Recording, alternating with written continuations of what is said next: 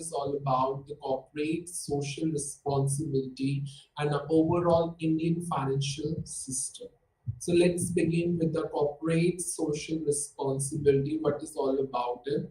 Corporate social responsibility is that business model where all the types of companies will always make an effort to operate the varieties of ways where the society could be satisfied, that fits into a society, and it overall improve and sustain the overall environment, whether it would be the social environment, it would be economic environment, or it would be any socio-economic environment. That is actually called corporate social responsibility.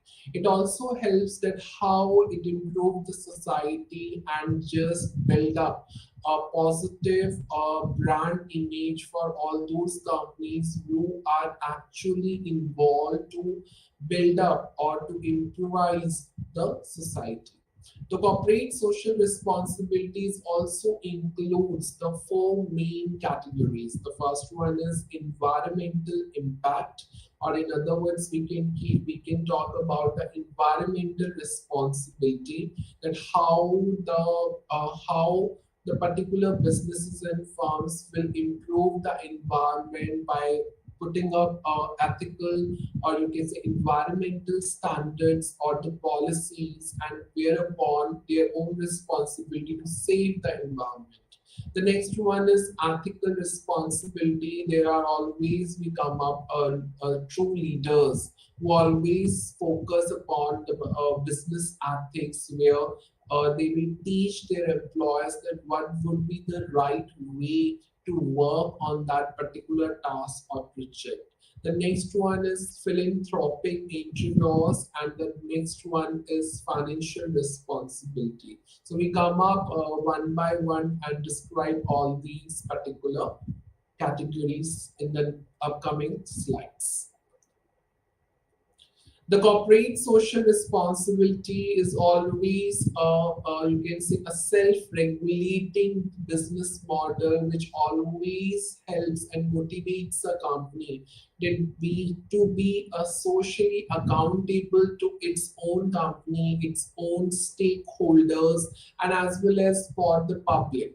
So when there is a company responsibility to come, it always focuses that how it will build up a socially, you can say, friendly environment for its own company employees, for its own stakeholders, as well as for the welfare of the public. So when we talk about practicing the corporate social responsibility, where the company practicing this particular model, it also called a corporate citizenship, where the companies are always aware that how they impact positively to the society, whether it's related to economic, social, environmental, and when the companies are engaged into a corporate social responsibility, that means they are working towards every policies, every set of rules or standards which ultimately impact to a society as well as the environment, rather than something which contributes negativity to them and the society or environment. So when it comes to there are various plenty of programs which has been designed by the businesses or the corporate bodies or governmental agencies, where we always name that corporate social responsibilities program. When we talk about the philanthropy, where always we talk about the how we develop the you can say the society into a well, you can see community, and whatever the volunteer effort is to be put on, how the businesses could benefit society while building up and implementing such programs, and how when there is a time when there is a time their brands could boost up into that particular society. So a socially responsible company is always accountable and to the public, to its own employees, and of course, it's all shareholders who are actually involved to be a part of such programs. That is corporate social responsibility program. So when we talk about the social, corporate social responsibility, always a term that strategies when it comes to the very large organization. So the strategies which are more visible, which that means the organization would be more successful and their responsibility would be more when it comes to set up the standards of ethical behavior for its own employees, for its peers, colleagues, and of course build up a competition as well as the industry overall. So this is all about the conceptual framework of a corporate social responsibility, which to be turned up into a business model that fits to a society as well as environment. So a complete, you can say a company could be socially responsible when they are more visible, when they are more accountable and more transparency involved to its employees and its all stakeholders.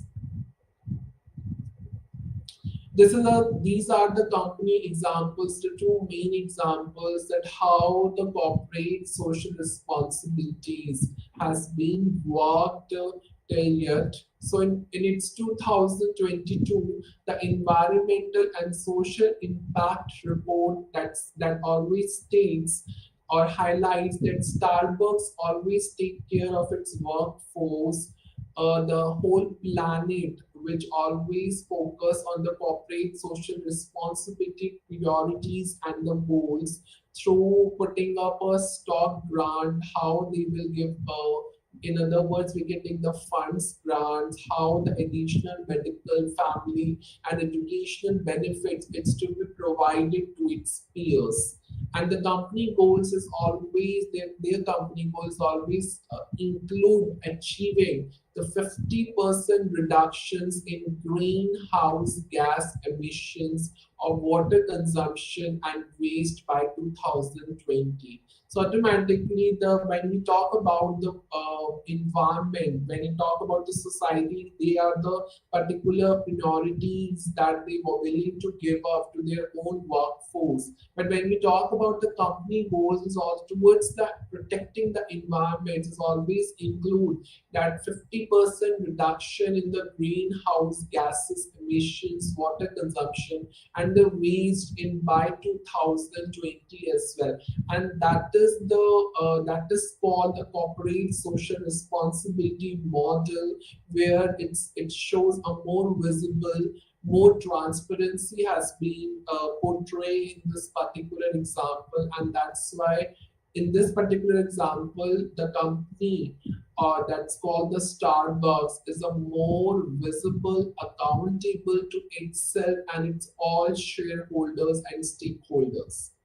Next example is Home Depot, who has invested more than 1 million hours per year by training up their own frontline employees, how they will develop their career, how do they will get a growth and development towards achieving their career goals.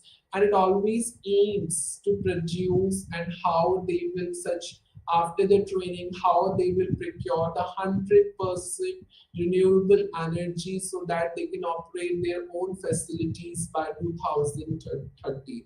So it means they are just putting up the more focus on the training and the development of its own employees and how they will work to be they become 100% renewable energy so that they can operate their own facilities by 2020 and plan and has plans to spend $5 billion per year with the diverse suppliers by 2025.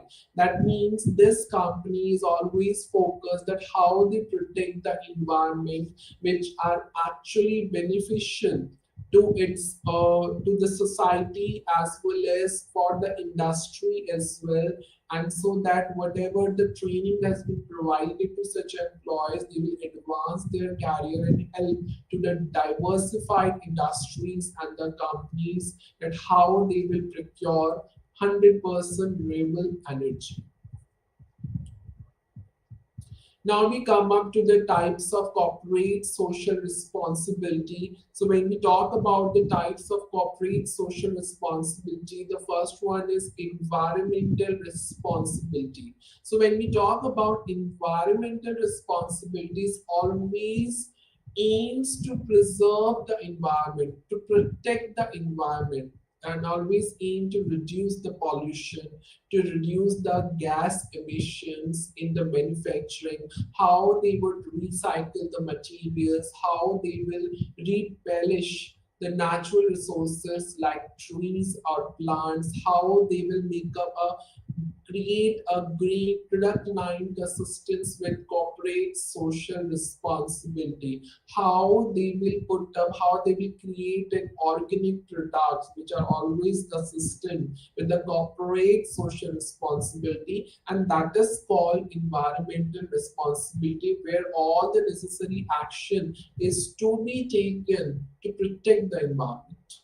The next one is ethical responsibility. So when we talk about the ethical responsibility, the one of the corporate social responsibility when it comes to ethical way, it always act a true and fair view that and always react ethically. So one of the few examples would be a fair treatment is to be done among all the consumers rather than focus on their age, race, culture, or sexual orientation, or focus on their favorable pays or salary packages or whatever the benefit is to be provided to the employees.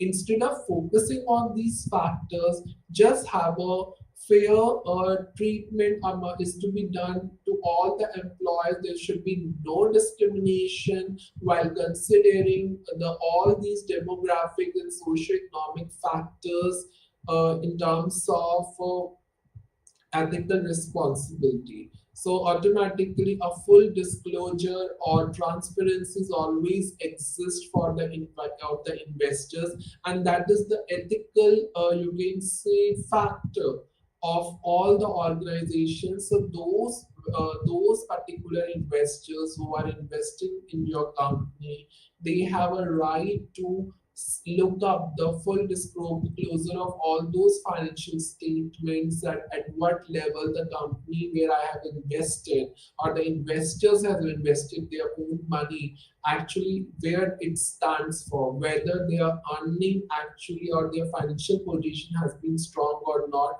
And that's the main reason that one of the ethical responsibilities to disclose every statement to those investors, and their transparencies always be exist in the organization among its own employees as well as investors. And accordingly, the ethical responsibility would exist through the use of or one of the element or type of the corporate social responsibility.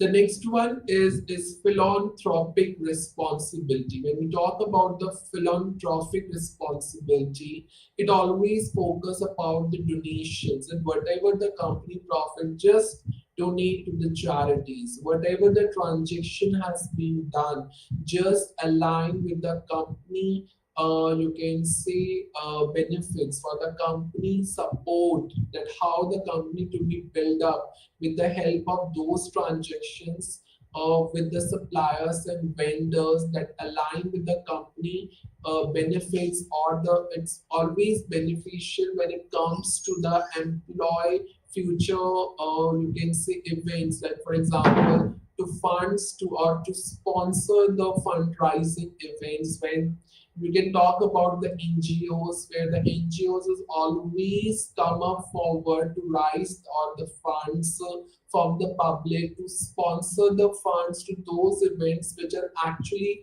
beneficial to the physically handicapped or disabilities students. and of course employees. So this is how the philanthropic responsibility works, where the corporate social responsibility always wants the companies to contribute their profits or donate them into a charity, just talk and communicate more and more with the suppliers and vendors so that they can support the employee benefits, and talk about the sponsorship, talk about the fundraising events where the plenty of sponsor would come forward and just donate for such events which are beneficial for those who are actually not able to fund for their studies or funds their, you can say, their family as well. So that is called the philanthropic responsibility, who always motivate all these companies to contribute something to the society, to donate something to the charity. That is called the philanthropic responsibility.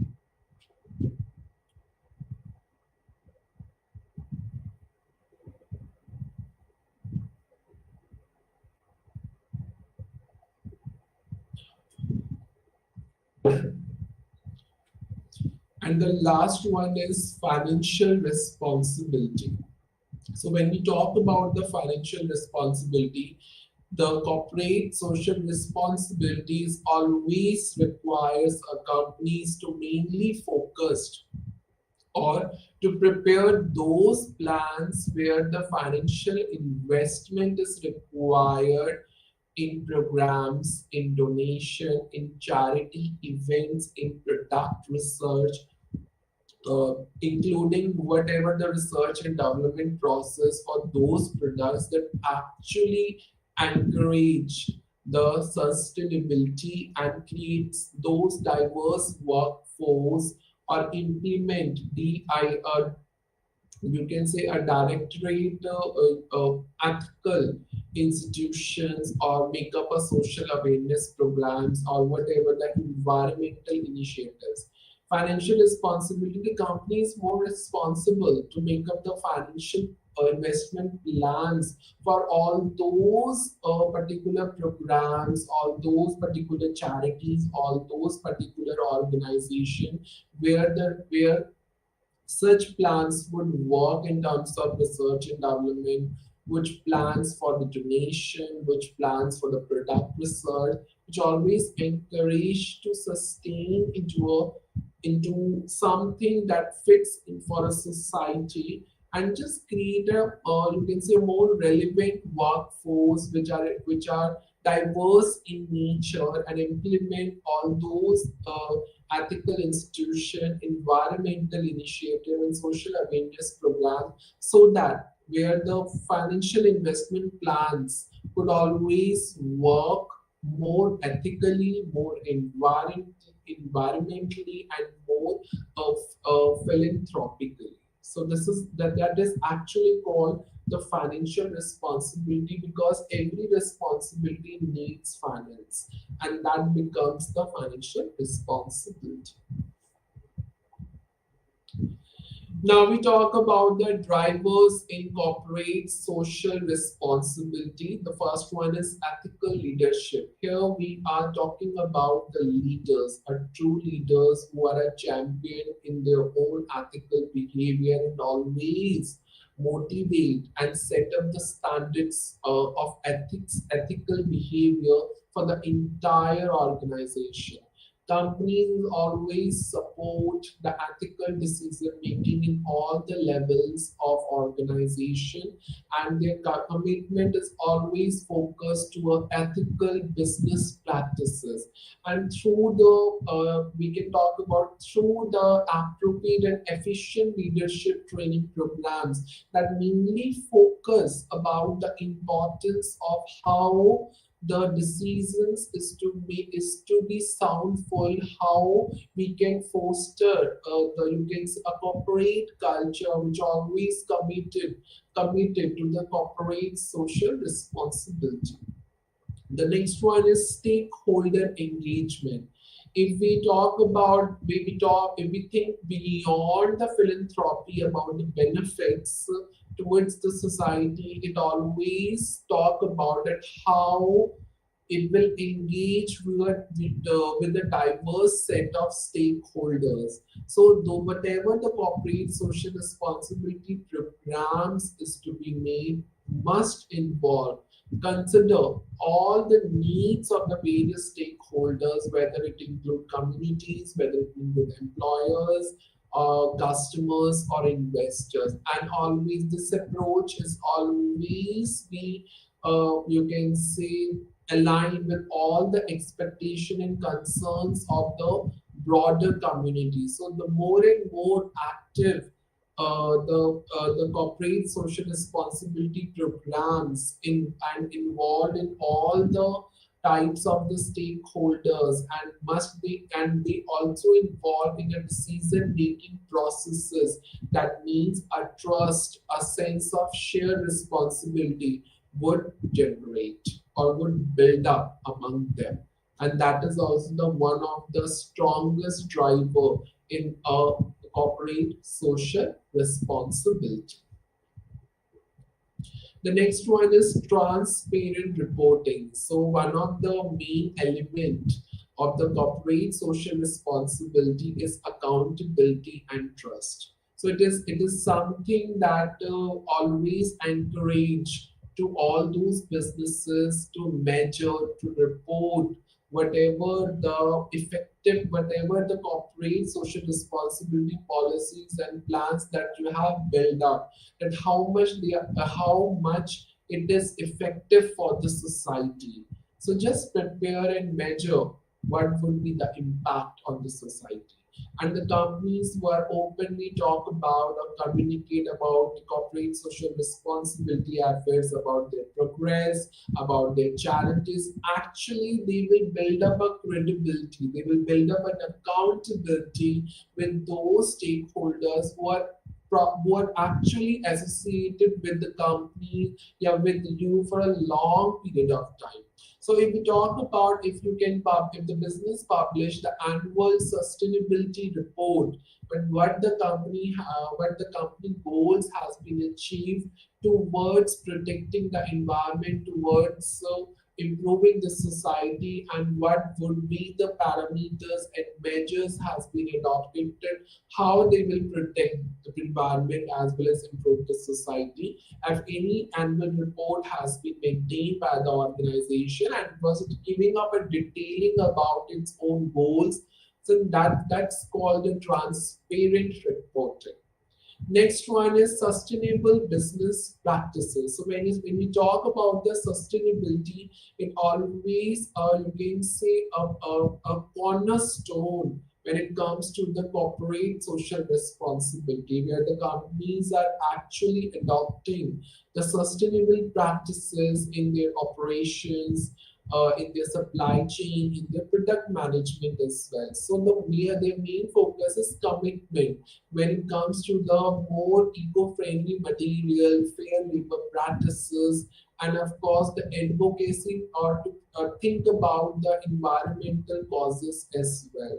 So always just prepare a comprehensive sustainability audit is to be done, so that they will identify the areas where the improvement has to be needed in case of energy consumption, in case of waste reduction, in case of supply chain ethics. And this work will always impact positively to increase the company values.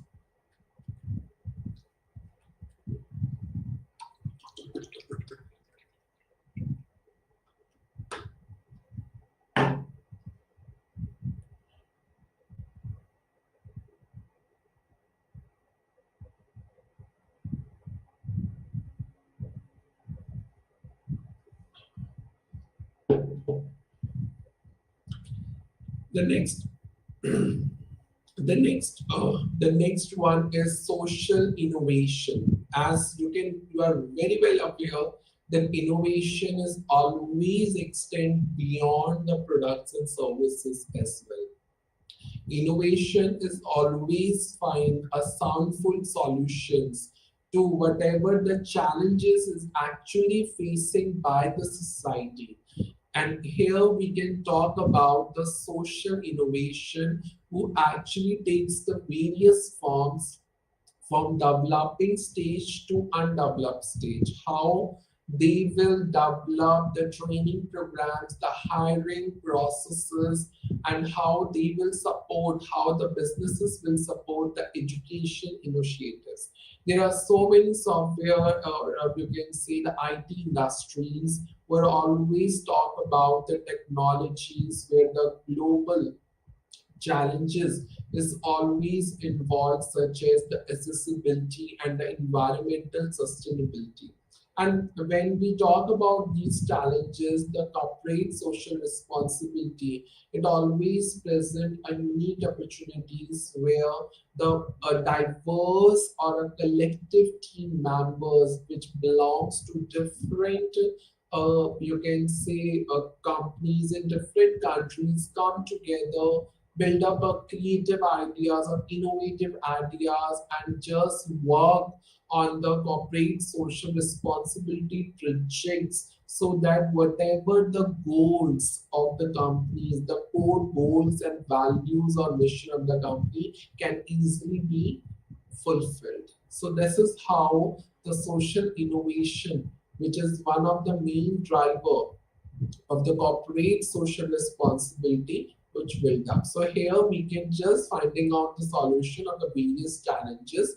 If any like IT industry faces the challenges, for example, Microsoft Tech, so automatically it always talk about the global challenges and whatever the global challenges to be faced. Just combine all the expert team members of different countries or different belong to different companies, come together, just build up a brainstorming process, and how they will and how their creative and innovative or meaningful idea turn into a you can say corporate social responsibility project, so that the company core values will be fulfilled. So this is how the one of the main driver work. Now we talk about the benefits of the corporate social responsibility. The first one is improve the brand image. It always helps the businesses to have a positive reputation, how they will attract the customers, employees, and investors. The next one is increased customer loyalty. It always leads because the accountability, the loyalty, the trust, the confidence, the encouragement, motivation to the customers is always to be done through the corporate social responsibility programs and the initiatives. And that is the main reason it increased the customer loyalty. Now the next benefit is increase the employee engagement. It always increase the employee satisfaction and retention decisions or retention value for all those employees who are actually involved into a CSR projects, actually involved in setting up the you can say the policies, ethical policies, and the set of standards for such responsibilities.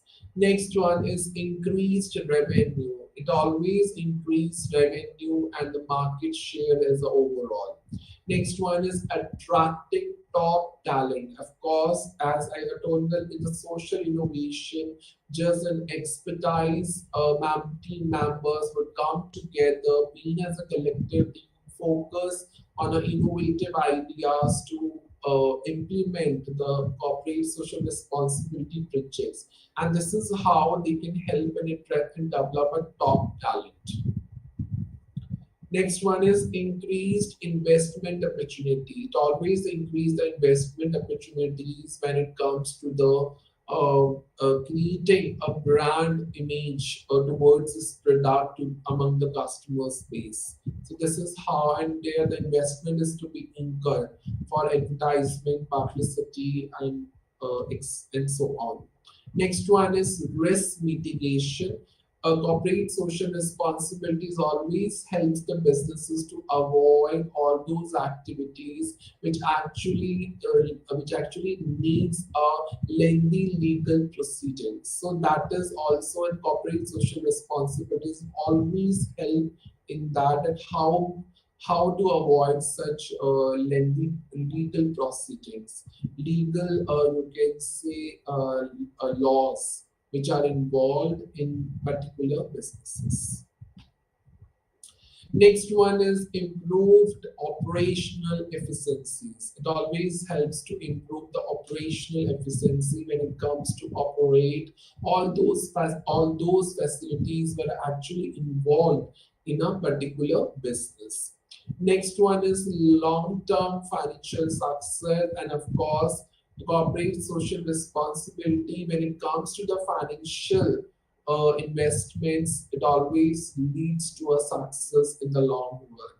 Next one is supporting communities. When it talks to corporate social responsibilities, always support the local and the global communities as well. When it comes to the charity events, when it comes to the sponsoring, the fundraising events as well. Next one is press opportunities. The corporate social responsibility can present the press opportunities as well. That how to promote, you can say, the various programs which are fits into a society, like you can see how to rise or provide or help the school students or college students towards the foreign education loans. That could be done through the or present through the press opportunities as well. Social media advertising, this corporate social responsibility always affects, which can be advertised for free of cost on the social media. No charges is to be paid, and this corporate bodies and their responsibility efforts is always there. You just advertise your products at free of cost on a digital platform. Now we come to the next concept, that is what is financial market. So when we talk about the financial market in India, so financial market, it refers to you can see a sale and purchase of all those financial products and services on a regular basis. In other words, we can talk about, it refers to a purchase and sales of different type of investments, financial services, loan. When we talk about investment, we can talk about the investments in assets, investment in buying a new property. When we talk about the financial services, we can talk about the banking services, we can talk about the insurance services, we can talk about the telecommunication services. When we talk about the loan, we can talk about the long-term loans, short-term loans, which has been taken by the money lenders or by the commercial banks, by the scheduled banks or the non-scheduled banks or the foreign banks. This is how when there is a transactions that are related to purchase and sale in respect of all these investment services or loans, that is actually called financial market. Financial market in India, if we talk about the Indian contest, is divided into two main parts: money market and capital market. So we can also go through about these two main markets in the upcoming slides.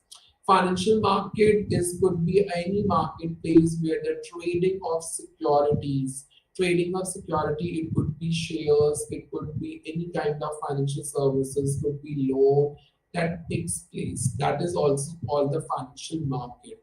There could be a several kinds of financial market. It could be forex. We can talk about the forex products, the products which belongs to foreign countries like shares. Bond markets, we can talk about the bonds which is provided by the banking institutions. Stock is also the one of the instrument where we can talk about the more shares or debentures or any type of money. That means we can talk about loans. So this is several kinds of financial market, which includes several you can see the products of investment which has been mentioned in this particular slide.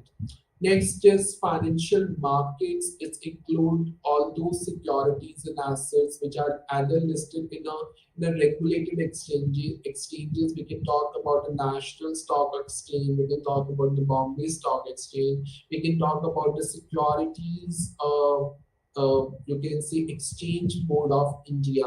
So these are called the regulated exchanges, or over-the-counter exchanges means where the particular buyer can purchase a shares or particular asset at a very cheap rates from the lenders. So that is called the over-the-counter, where no specific regulations are required in case of over-the-counter market.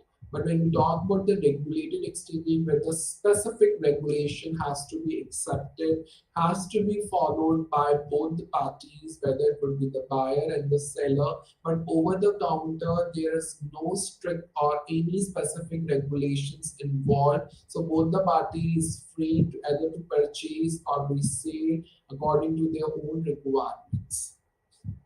Next is the economic development of the country is actually based on the financial markets. If such market fails, then ultimately the economy would turn into a recession or the unemployment stage. So this is the overall scenario, or you can say, of financial market.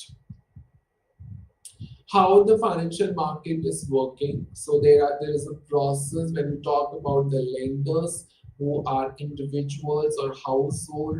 They actually save all their money into the financial system. Financial system is belongs to the banks, is belongs to the insurance companies, is belong to the financial companies. We can talk about the mutual fund companies. We can talk about the ICICI bank companies. Then ultimately such financial system will provide the loans to those people who actually need money.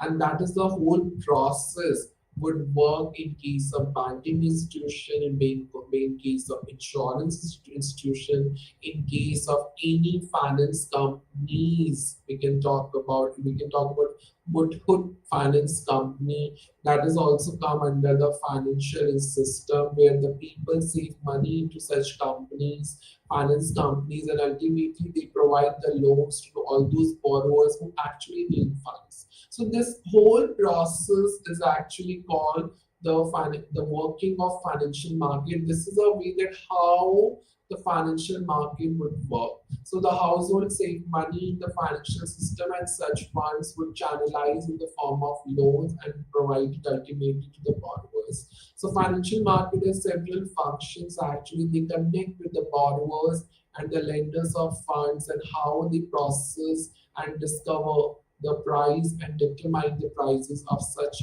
own products, financial products. To provide liquidity, everything is converted into a cash when it comes to allocate the funds into an efficient manner.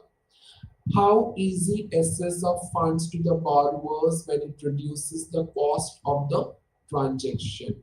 How financial market is also provide a way for managing that uncertainty and controlling risk. So it is a way, it is a functional areas of the financial market where it comes to the borrower and the lender of money, how they will provide the liquidity, how they will access the funds to the borrowers, which ultimately reduce the cost of the transaction, and how they will provide a way to uncertainty controlling the risk. So this is how the financial market work, and what would be the working functional areas of the financial market.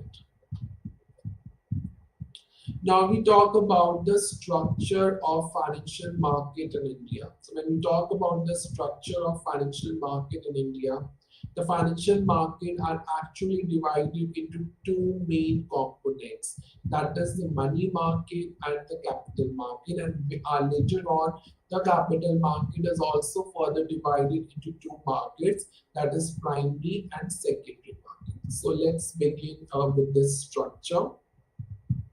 Money markets. When we talk about the money markets, it refers to a short-term borrowings or lending. So in other words, we can say it refers to a sales and purchase of all those securities and financial services which having or which deals to a short period of time.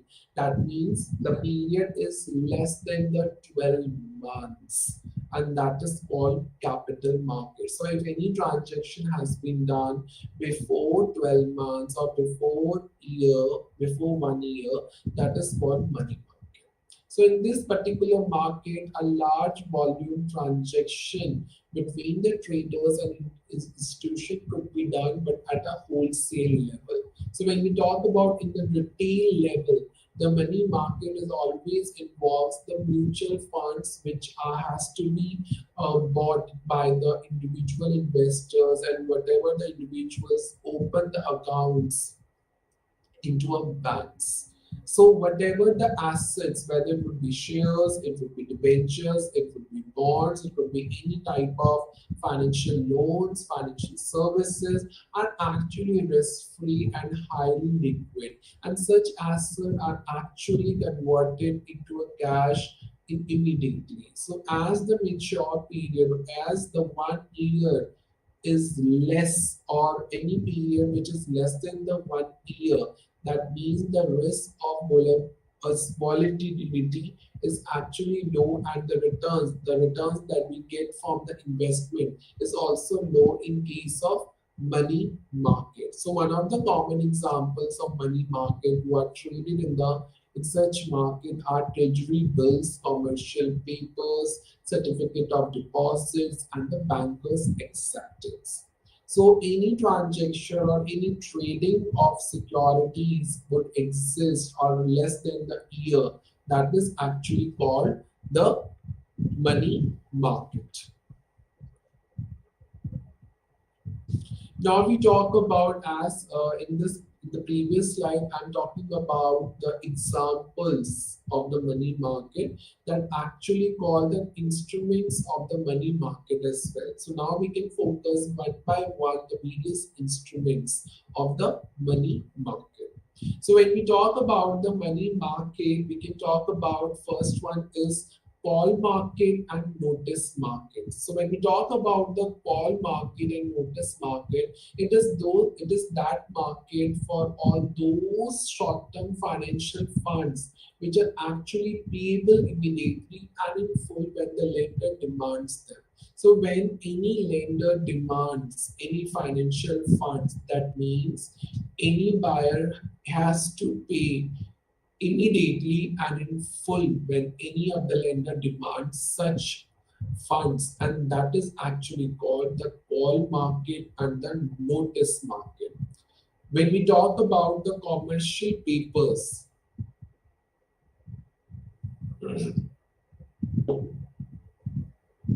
when we talk about the commercial papers market, so basically they are the short-term unsecured instruments which has been issued by the company, which has been provided by the companies to raise a short-term debts. Basically, when we talk about these papers, they are actually called a promissory notes, but in India, they were introduced in 1990. So there are many organized, large organizations, primary dealers we can talk about, financial institutions are actually more authorized to issue commercial papers, because commercial papers, the actual duration of such papers is minimum of 7 days and the maximum of 1 year from the date of the issue. Whereas it has been written that one party has promised to pay a certain amount to another party on this particular date. So that is in a paper when everything is written, authorized signatory is always involved. That actually paper is called the commercial paper, and that's why it's called, it is a short-term period instrument which has been provided by the company so that they can rise that how on which party would pay such amount on which date or in how many days. That paper is actually called a promise which has been written. on such paper is called commercial paper market. Next one is treasury bills, where we will speak T-bills market.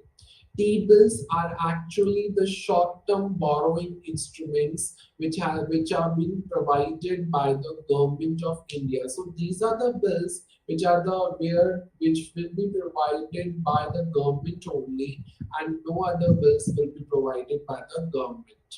And but with the approval of the government, they can provide like financial institutions, etc.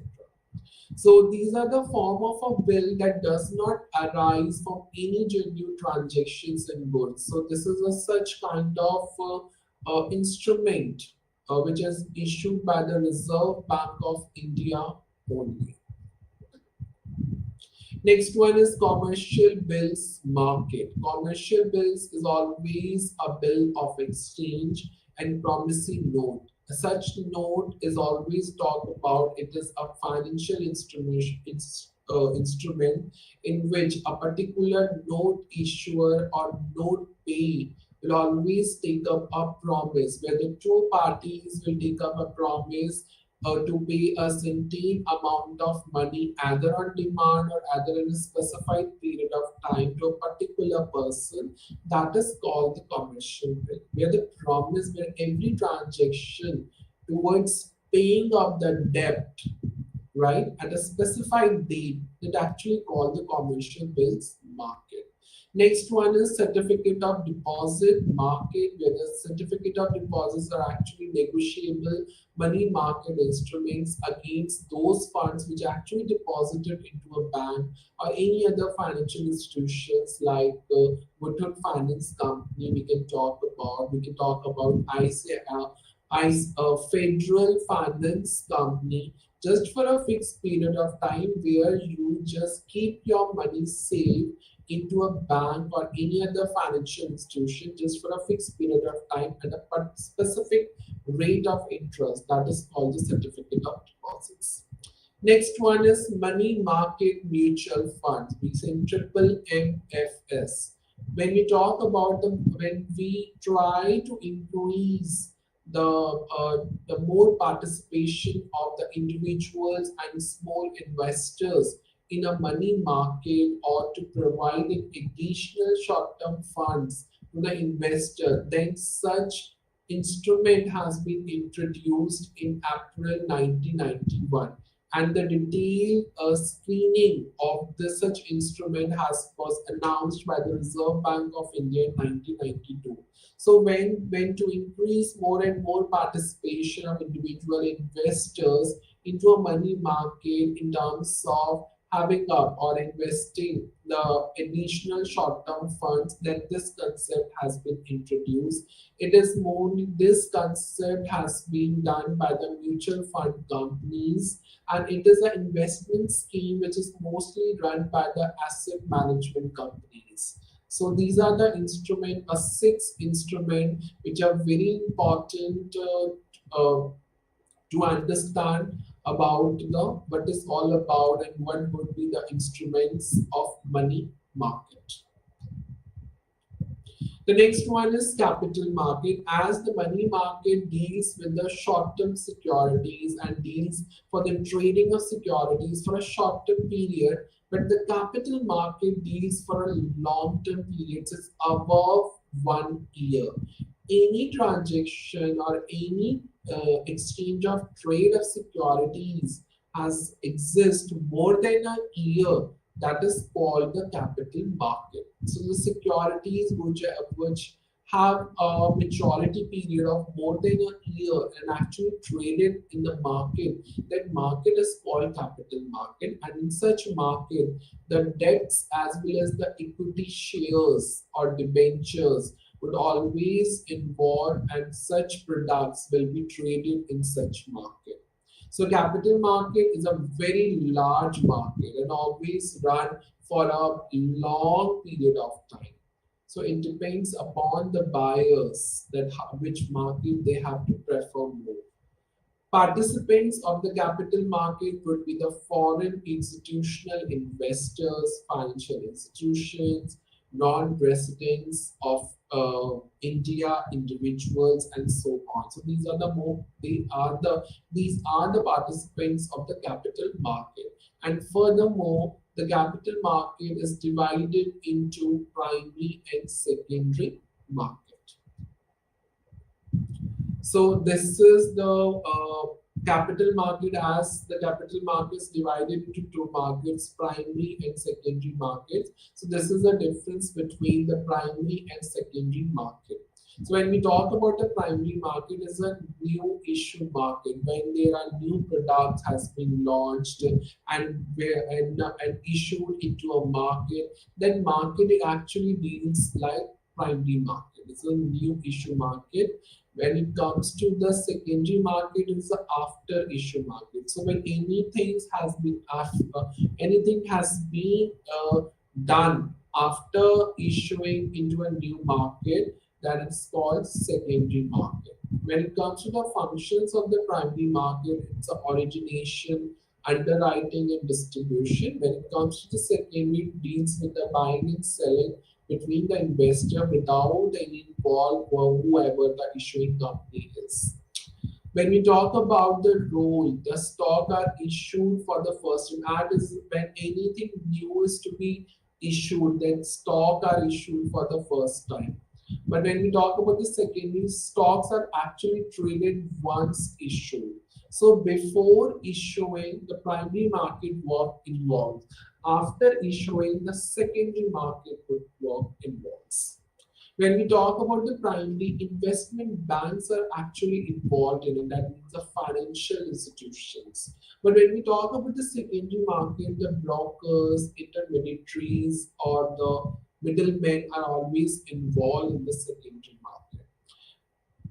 When it comes to the sale of security directly by the companies to the investors, but these are purchased, or you can say more or repurchased almost among the investors and the traders. When we talk about the fixed and per value prices of the shares would be the fixed, but in secondary, the prices of the shares is totally depends upon the supply and demand of such shares. So it exists in the secondary market. Example, we can talk about the initial public offering, then we can talk about the bonus and right share issue, the private investments where the shares has been placed on a privately and just welcome the employers and employees just buy and purchase the shares, in preferential allotment where the allotment in shares is to be to the preferred group of consumers, and that preferred group of consumers can buy only such shares. So that exists in the primary market. But when we talk about the secondary market, we can talk about the stocks, bonds, or derivatives products, etc., that exist in the secondary market. There are other, you can say, talk about other types of the financial markets. We can talk over here. The first one is commodity market. It totally deals with the commodities like pulses, gold, metals, silver, oil, or grains, etc. Next type is derivative market. This is a place where the futures and options products are actually traded. So future and options are actually the products which are traded in the derivative markets. OTC market means over the counter market. It deals with the companies which are generally small in scale and traded very at a cheaper rate without any legal regulations. And that market is called OTC market. Next one is foreign exchange market. It deals in trading of currencies of different countries, and of course it is more liquid financial market as currencies are involved and sold and purchased very easily through any of the platforms. Bond market, it facilitates trading as well as the corporate bonds which are offered by the company, and of course it is a main procedure how the government would raise the capital through these companies. These bonds are actually the debt instruments where having a fixed rate of return. Banking market, it always consists of banks and non-banking financial institutions which provides the various kinds of banking services. It could be the collection of deposits, loan facility, etc. Now we talk about the regulators of the financial market. We can first one is Reserve Bank of India, Security and Exchange Board of India. We can other words we call SEBI, and the Insurance Regulatory and Development Authority of India. So let's begin with the Reserve Bank of India.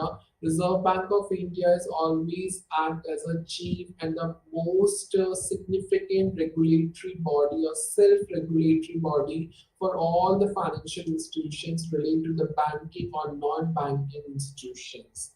It is in other words, we can call the Central Bank of India, which is always regulate the monetary policies, credit policies, foreign exchange policies, the list of the banks where the commercial, private, foreign banks are all listed under the rules and guidelines which has been set by the Reserve Bank of India if in order to stay operational in the financial market. Next one is Securities and Exchange Board of India. The SEBI is a prime regulator of the capital market and it is more responsible in how they regulate both markets equally, whether primary, secondary capital market. Whatever the transactions involved in the capital market are actually governed and regulated by the SEBI under the rules and regulation which has been screened by this you can say organization. Next one is Insurance Regulatory and Development Authority. This authority is a chief governor of all those insurance companies and for the all those their agents or intermediaries or insurance agents we could say. Such authorities always aims to be responsible in how they would regulate the insurance market, including life insurance market and general insurance market in India. So this is a authority who always govern the rules and guidelines laid down, and these companies, whether life insurance and general insurance companies, always to follow and work according to their guidelines, and that is the main role of such authority to engage into life and non-life insurance in India. Now we talk of the scheduled banks. So when we talk about the scheduled banks are those banks which actually listed under Schedule 2 of the Reserve Bank of India. So there are the schedules which has been prescribed by the Reserve Bank of India Act 1934, such Schedule 1, 2 and 3. It is the categories of the schedules where the banks are listed in these schedules. So the bank paid up or such bank paid up capital and the raised funds must be at least 5 lakhs to enter into a scheduled bank category list. So such banks are actually labeled for a low interest loans from the RBI. They have two main benefits: the eligibility of the loans and the clearing house membership to be taken from the Reserve Bank of India only. So scheduled banks are actually eligible for loans at the bank rate from the RBI. Clearing house membership, the scheduled banks has actually become a member of the clearing house which has been under the control of the RBI only. So if any of the banks who have fulfilled these eligibility criteria of two when it comes to loans, issue of loans or the clearinghouse membership, so such banks which always work under the Reserve Bank of India. So whatever the bank rate of interest which has been decided by the Reserve Bank of India, that to be followed by the scheduled banks only. So scheduled bank, they categorize the scheduled bank. What is scheduled bank? Is listed in the second schedule of the RBI Act, and the paid up capital is 5 lakh or to be more.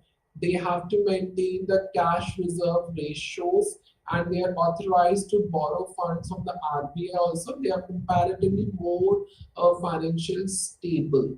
But when we talk about the non-scheduled bank, they are not listed in the second schedule of RBI. There is no such condition of any paid-up capital.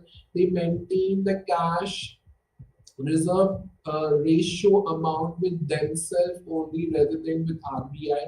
They are not allowed to borrow funds from the RBI. These bankers are more riskable because they belong to the money lenders, they belong to the non-financial institutions which are not listed and controlled by RBI. So that is why it categorized into both, and the difference you can have a look between the scheduled and the non-scheduled banks. So these are the examples of the scheduled banks in India. Bank of Baroda, which is a combination of Vijaya and Dena Bank. Canara Bank is a syndicate bank. Indian Bank is a Allahabad Bank. Punjab National Bank is a Oriental Bank of Commerce or United Bank of India. And moreover, HDFC Bank is a most scheduled commercial bank in January 1925. So there are other scheduled banks in India as well, like State Bank of India, Bank of Maharashtra, Central Bank of India, Indian Overseas Bank, and the Punjab and Sindh Bank and UCO Bank. So these are the most relevant examples of all scheduled banks in India. That's it for today. Thank you so much for listening this lecture, and namaste to all.